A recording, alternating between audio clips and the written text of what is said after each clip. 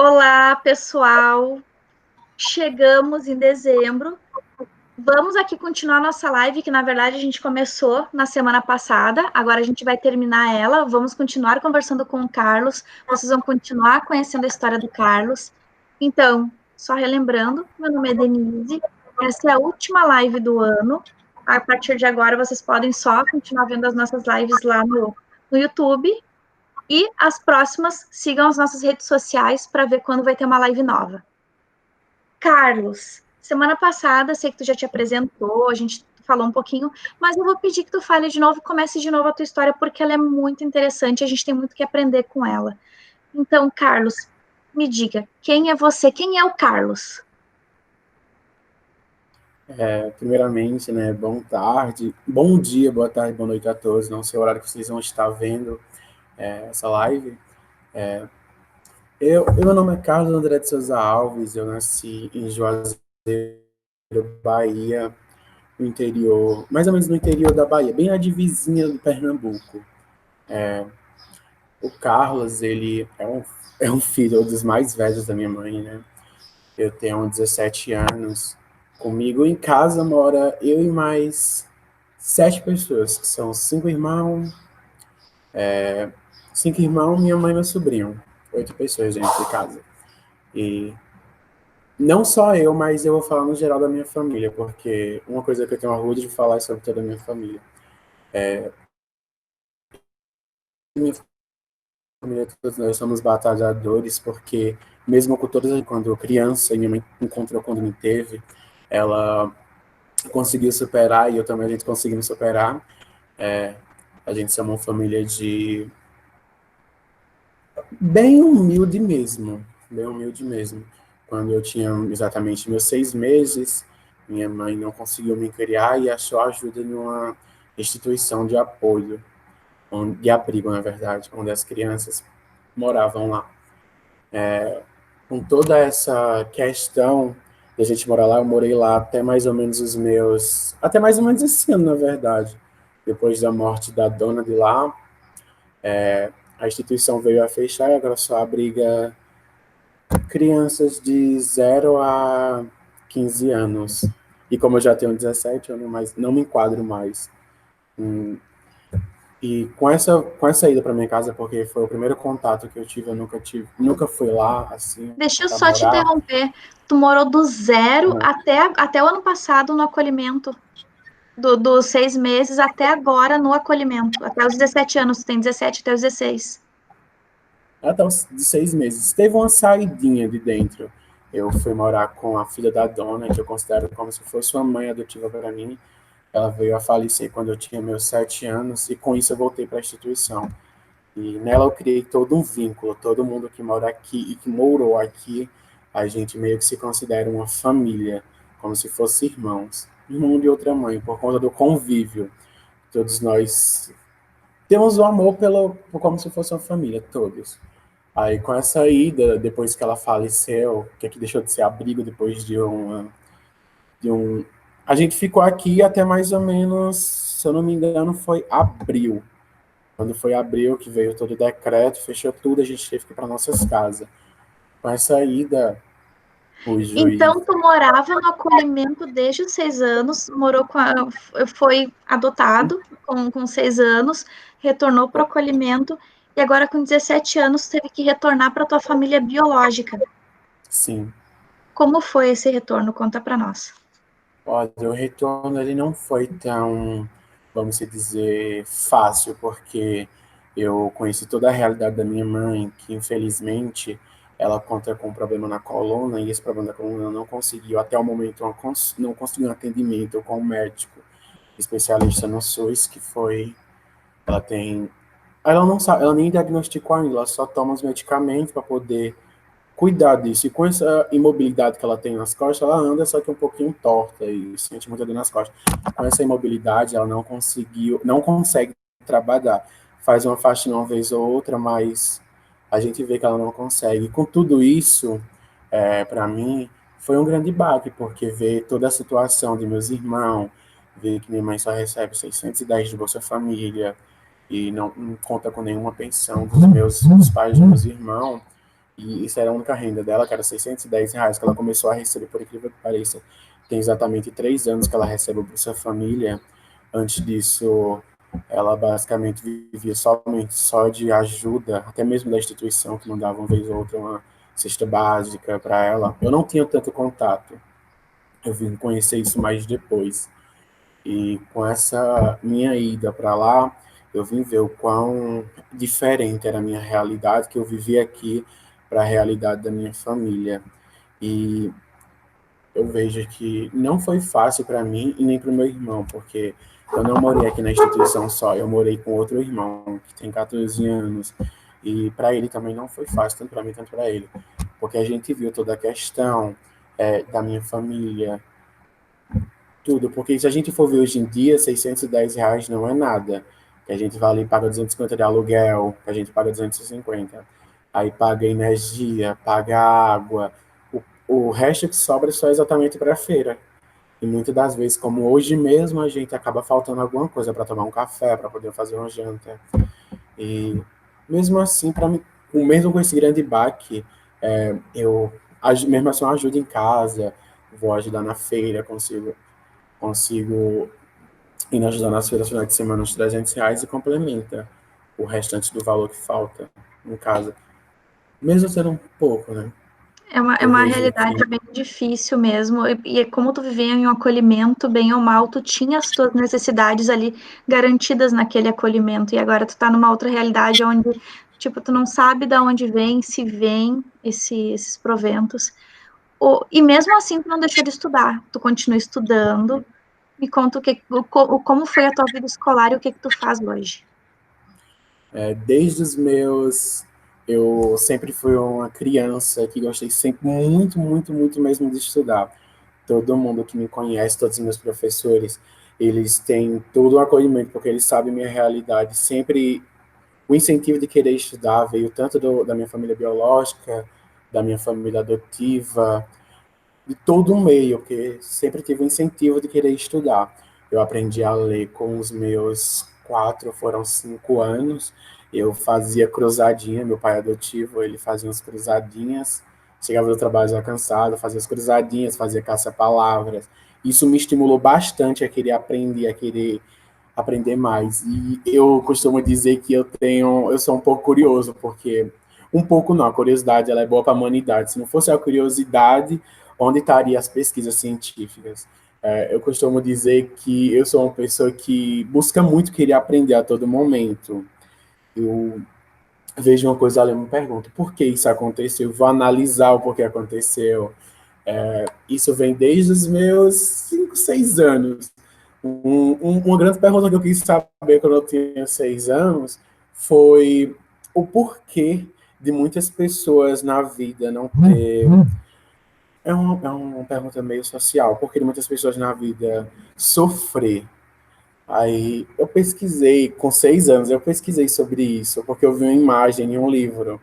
Eu gostava de ler, sempre gostei de novo, eu gostei de biologia, gostava de estudar sobre aquilo, então fui pesquisar sobre isso. Aí onde eu fui pesquisar sobre a desigualdade que a gente tem. Então, como eu te falei, eu sempre gostei de estudar, e eu acho que assim, uma das maiores,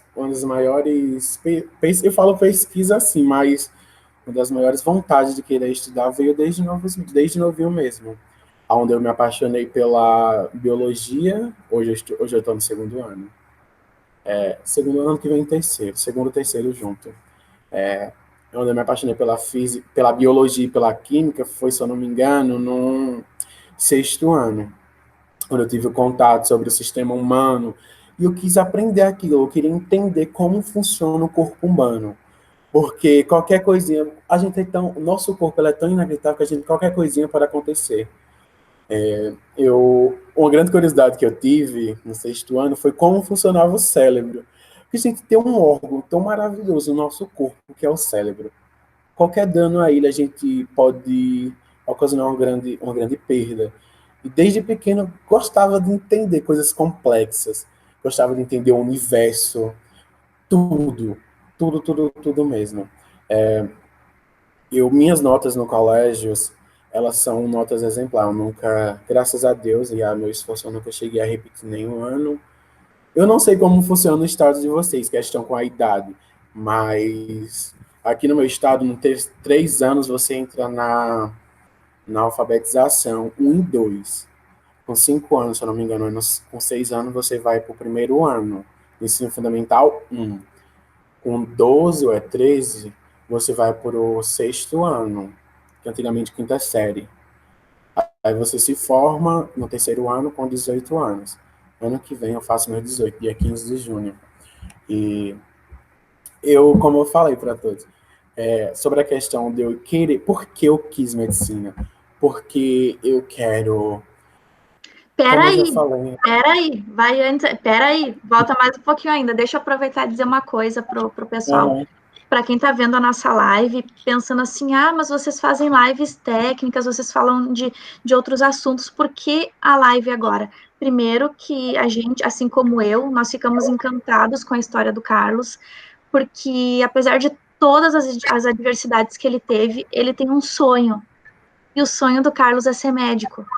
Então, e a gente sabe na realidade do nosso país, a gente sabe que para ele poder cursar medicina tem que ser uma universidade pública, e para ele passar na universidade pública, ele precisa de um curso pré-vestibular, porque o nosso ensino público não nos dá a base suficiente para a gente conseguir passar em medicina nas condições que a gente tem para estudar hoje.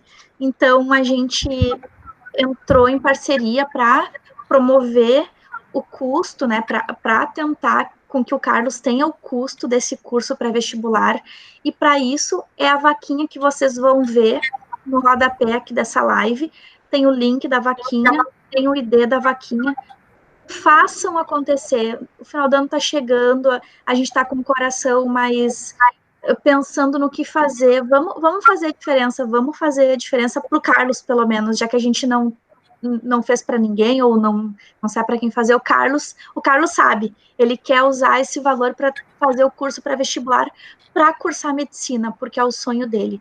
E agora, Carlos, eu quero que tu me diga. Então, tu tem esse sonho. De onde saiu esse sonho? De onde saiu essa vontade? Conta para nós, por favor. eu pulei algumas partes realmente, eu não falei muito sobre minha rotina de estudo. Mesmo, só complementando, mesmo sem estar fazendo pré-vestibular ainda, minha rotina de estudo ela é um pouco puxada, porque eu divido também lá em casa. Só recapitulando, lá em casa, ela é uma casinha pequena, acaba que só tem um vão para sala e cozinha e 2 quartos. Quarto não tem porta. Aí eu divido com meus irmãos. Pela manhã eu acordo, ajudo em casa, faço tudo que eu tenho que fazer. Só que como são 8 pessoas dentro de casa, acaba sendo um pouco difícil de estudar dentro de casa, porque eu não tenho cama, eu durmo, boto meu colchão e durmo lá.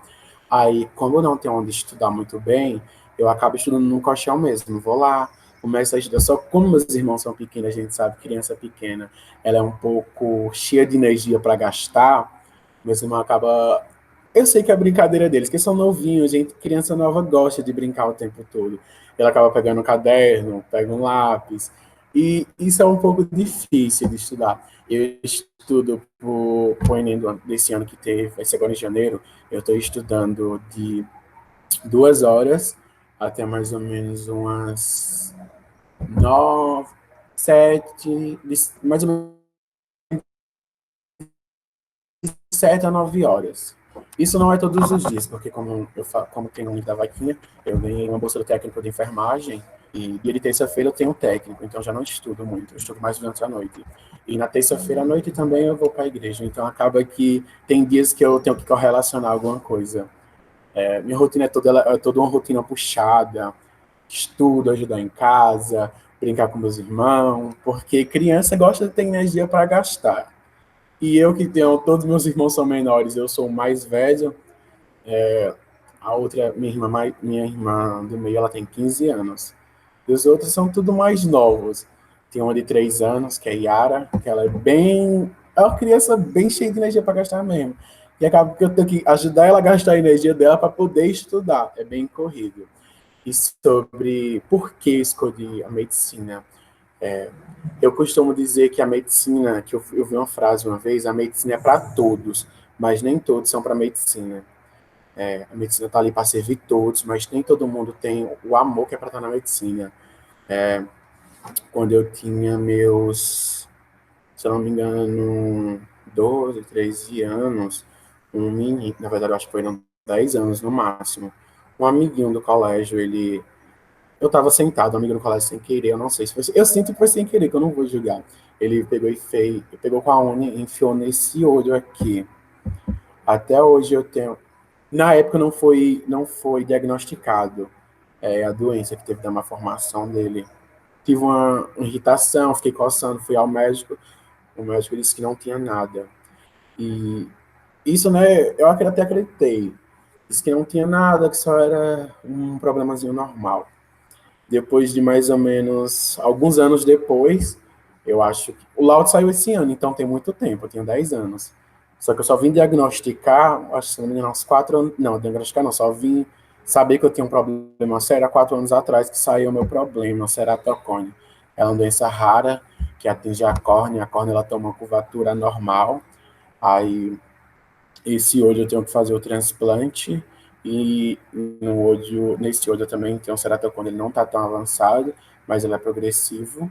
Ele, a cada ano que se passa, ele vai aumentando um pouco mais. Desculpa estar fazendo isso aqui, caiu agora. E acaba que, com o tempo, eu tenho que estar trocando de óculos. Esse ano eu troquei de óculos, usei o grau -3, e recentemente eu fui refazer novamente e já estava em -6. E se eu tivesse diagnosticado cedo, um pouco mais cedo, por questões de erros do médico, eu poderia já estar tratado, já ter feito o transplante de córnea. O laudo para poder fazer o transplante só saiu esse ano. E eu ainda não fiz por um pouco de medo. E também porque não está marcando pelo SUS. Aí eu estou esperando sair. Então, esse foi um dos motivos para poder levar um atendimento de qualidade para pessoas assim como eu, que necessitou e não teve. Por, primeiro, porque eu não tive. O segundo atendimento que eu tive, questão do meu olho, o médico comunicou para mim que só fazia no particular. Ele não me falou, ah, faz em outra cidade, a gente pode levar para você até outra cidade. Não me explicou que existia o TFD, que é tratamento fora de domicílio. Ele nem tinha me explicado isso. Ele só falou, é particular. Eu falei, mas como assim? O SUS não faz? Ele falou, não.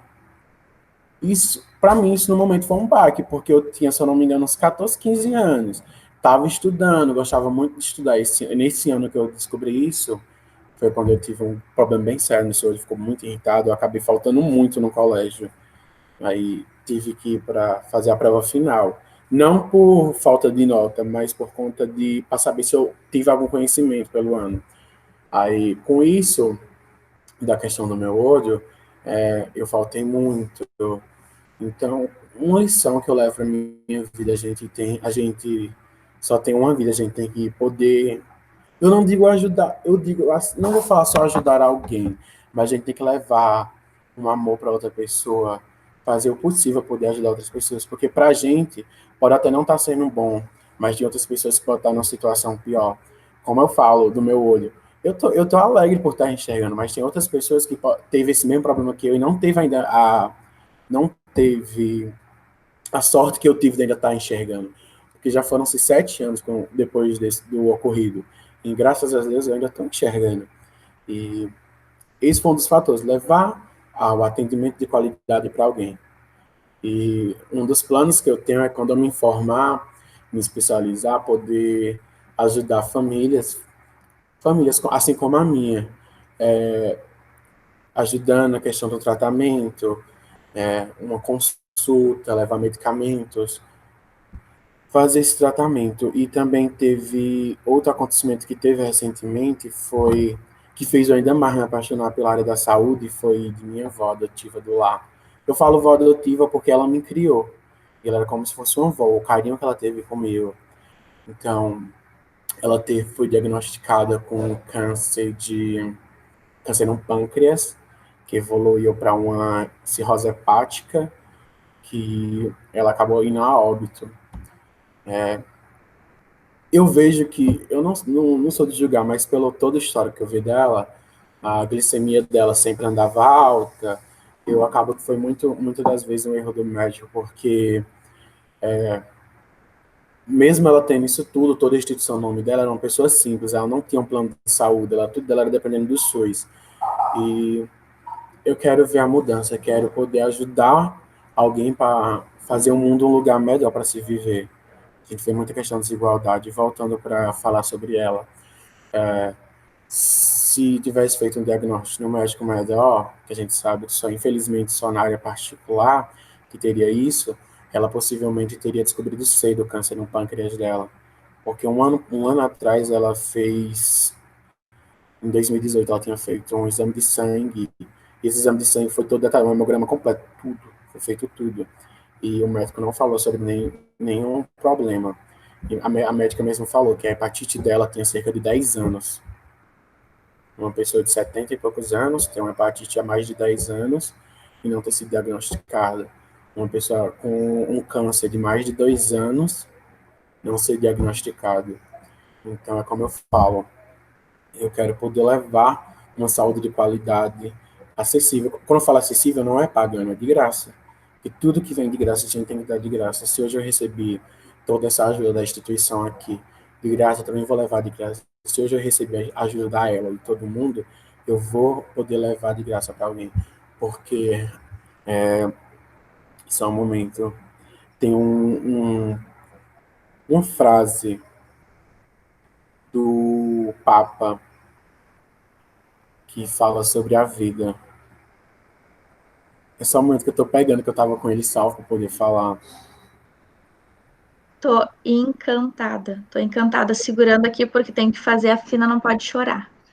Mas estamos encantados de. Enquanto tu procura a frase, eu vou dizer de novo, pessoal, o link tá na nossa descrição. Achem o link e façam a diferença. Pode falar a frase.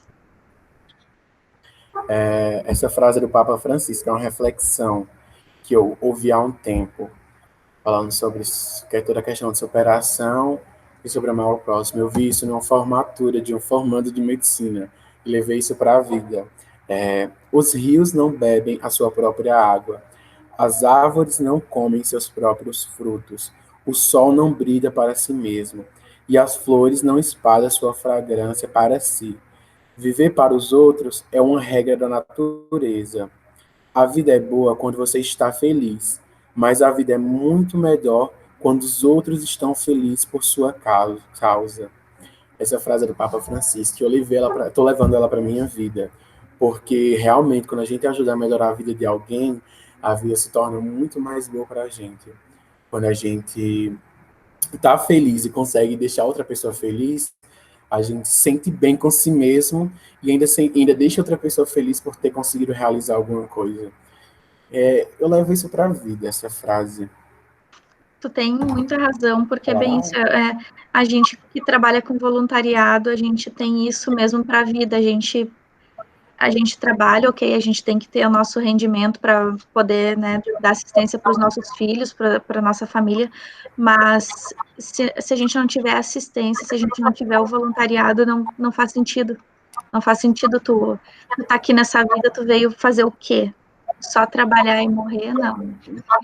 Te pergunto, hoje, como é a tua rotina hoje? O que que tu voltou para tua família biológica? O que que tu faz na instituição? O que que a instituição faz hoje? O que que o Carlos faz hoje?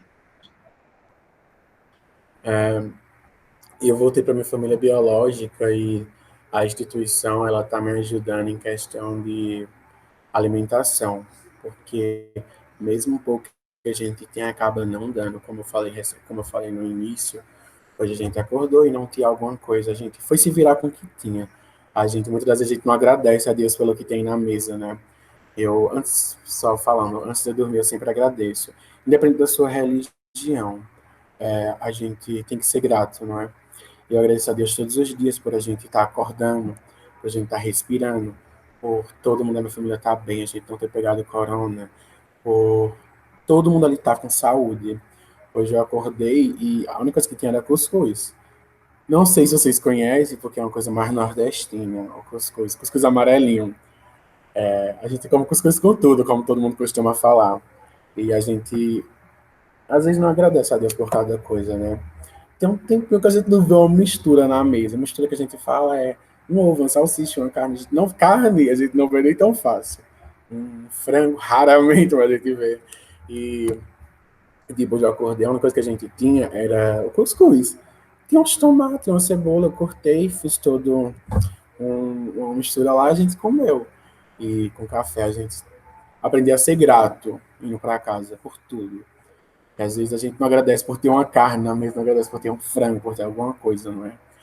E hoje a instituição está me ajudando financeiramente em questão dos meus materiais quando eu preciso do curso. E a cada 15 dias eles dão uma cesta básica. Aí essa cesta Que dura mais curso ou tu menos uns faz 8 hoje? dias, porque hoje eu faço técnico em enfermagem. Tu já E tá no caminho, já tá quase o lá, técnico então. ele já. Agora em janeiro, se eu não me engano, faz um ano de curso que eu ganhei essa bolsa. Faz um ano. Eu ganhei no pessoal da instituição. Faz um ano que eu estou fazendo ela. E complementando a instituição, ela dá uma cesta básica para cada 15 dias. Essa cesta básica não dura muito. Aí o que a gente consegue, a gente compra com o nosso dinheiro. E a minha rotina ela é um pouco, vamos se dizer, eu não vou se dizer puxada, porque eu tenho uma vaga entre ela. Eu ajudo em casa, nos finais de semana eu vou para a igreja, eu vou ajudar na feira, vou fazer alguma coisa para poder ajudar em casa. E acaba que a gente está sem estudar. Quando voltar aos estudos, é que minha rotina vai puxar mesmo, porque eu vou tentar arranjar um emprego, já encaminhar alguns currículos para ver se eu consigo ano que vem para ajudar em casa, porque as condições financeiras em casa, infelizmente, não é boa e a gente precisa procurar o melhor, né? Quero ajudar minha família. Ano que vem vai ser um pouco mais corrido, porque com fé em Deus e com fé e com a ajuda de vocês eu vou conseguir fazer o pré-vestibular. Eu vou estudar de 7h20, que é o horário deles lá, de 7h20 até mais ou menos umas 12h30, uma hora. Vou para o colégio e de noite eu vou tentar ajudar em casa. Se eu conseguir arranjar um emprego, eu já vou trocar meu horário de estudo, eu vou colocar no horário da noite, porque esse ano, como foi um ano perdido, todo mundo vai ser da Bahia, que o estado da Bahia não teve aula, nem aula remota, nenhum tipo de aula. A gente meio que tá sozinho nesse mundo, sem explicação. O professor não explicou e eu creio que ano que vem a gente vai estudar dois horários, não, duas séries. No meu caso, que eu estou no segundo ano, eu vou estudar segundo e terceiro ano junto. Eu acredito que seja assim. Aí, se for assim, e eu conseguir algum emprego para poder ajudar dentro de casa, eu vou estudar no período da noite, lá perto de casa, para poder trazer uma renda melhor e não deixar faltar nada, na medida do possível. Quando eu falo não deixar faltar nada, é o que a gente precisa, pelo menos uma salsicha, um ovo, uma coisa assim. Porque a vida não tá fácil, ainda mais nesse momento de pandemia que tudo aumentou. É mais ou menos um pouco corrido minha rotina. E ano que vem, com fé em Deus e com a ajuda de vocês, eu conseguir realizar isso. Carlos, muito obrigada. A tua história, na verdade, ela nos enriquece, nos enche de esperança. E se tu tá olhando essa live, tu que tá aí em casa olhando essa live, participa, ajuda, escuta a história, olha, escuta a história do Carlos e entende que, na verdade, o mundo é muito mais do que a gente está acostumado a ver no nosso dia a dia, na nossa casa, na nossa realidade. O mundo está além disso. A realidade do Brasil está fora disso, está além disso.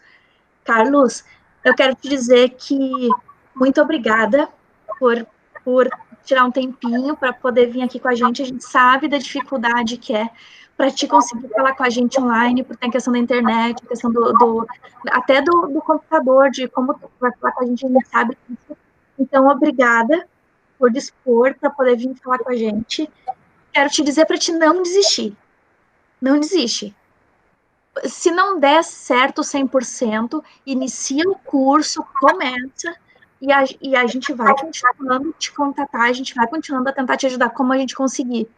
Então, não desiste, não desiste. Continua na tua luta, continua no teu foco, tu vai te formar técnico, provavelmente tu já vai ter um emprego, se não conseguir, continua tentando, não desiste, por favor.